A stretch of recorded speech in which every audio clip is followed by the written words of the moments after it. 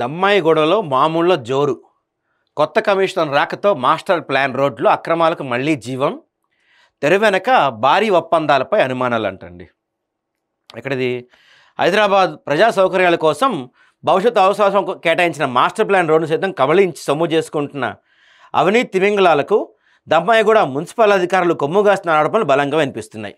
చూడండి, ప్రజల అవసరాల కోసం ఈ మాస్టర్ ప్లాన్లో కొంత రోడ్ల కోసం కేటాయిస్తారన్నమాట. ఇవన్నీ రోడ్ల కోసం కేటాయించినవి, అవి కూడా కబ్జా పెట్టుకుంటూ వెళ్ళిపోతున్నారంట.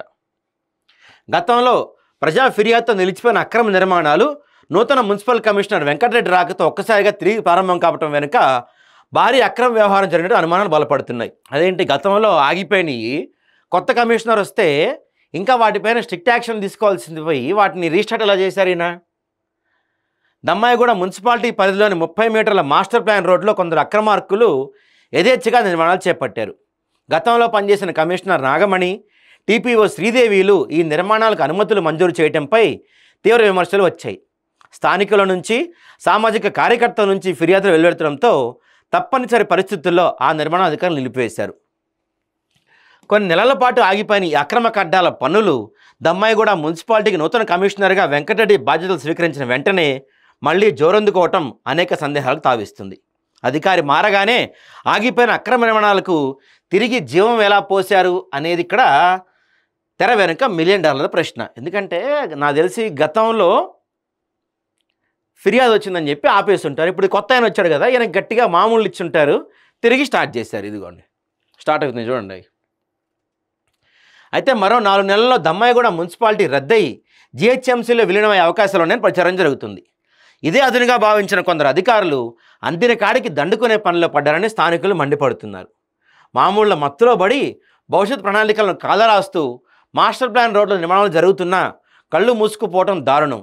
దమ్మాయిగూడ మున్సిపాలిటీ పరిధిలో అవినీతి ఏ స్థాయిలో రాజ్యం చెప్పడానికి ఇదే నిరసనం అంటున్నారు. చూసారా, ఇంకో 4 నెలల్లో అది జిహెచ్ఎంసీలో కలిసిపోద్ది కాబట్టి ఈలోపు ఏమన్నా వైలేషన్స్ చేసేయచ్చు, ఈలోపు కూడా ఏమైనా సంపాదించుకోవచ్చు అనుకున్నాడేమో. కాబట్టి గతంలో ఏవైతే ఆగిపోయినాయో, ఏవైతే పర్మిషన్స్ లేకుండా ఆగిపోయినాయో, అక్రమం తేలినాయో వాటన్నింటినీ ఇప్పుడు జీవం పోసే పనిలో ఉన్నారు ఈసారి వారు. మరి మున్సిపాలిటీ పరిధిలో సర్వే నెంబర్ 575, 579లలోని మాస్టర్ ప్లాన్ రోడ్లో 4 నిర్మాణాలకు పర్మిట్ నెంబర్ 409645/DMGA/0420/2024, 409110/DMGA/0413/2024, ఆ తర్వాత 21, 23. సో చట్టవిరుద్ధంగా అనుమతులు ఇచ్చిన గత కమిషనర్ నాగమణి, ప్రస్తుత టీపీఓ శ్రీదేవిపై చర్యలు తీసుకోవాలని గతంలో డిమాండ్లు వచ్చాయి.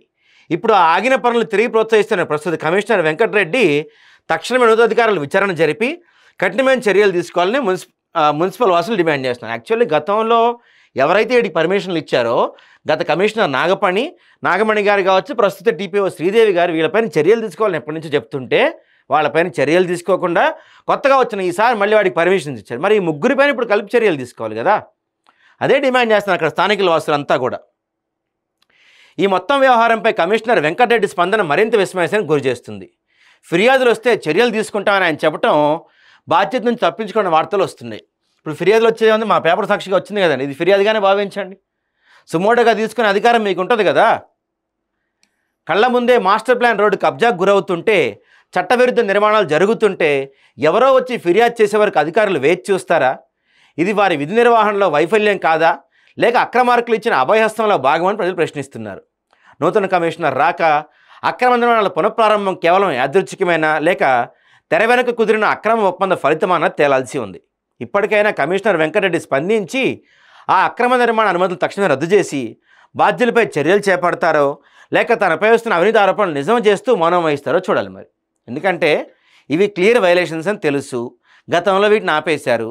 మరి కమిషనర్ గారు ఇప్పటికైనా వీటిపైన చర్యలు తీసుకుంటారా, లేదు కంప్లైంట్ వచ్చాక చూద్దామని 4 నెలలు టైంపాస్ చేస్తారా? ఈ చర్యలు తీసుకుంటే ఈయన ఈ అవినీతిని వ్యతిరేకించినట్టు, లేదంటే ఈ అవినీతికి ఈయన సపోర్ట్ చేస్తున్నట్టుగానే ప్రజలందరూ భావించాల్సి వస్తుంది మరి.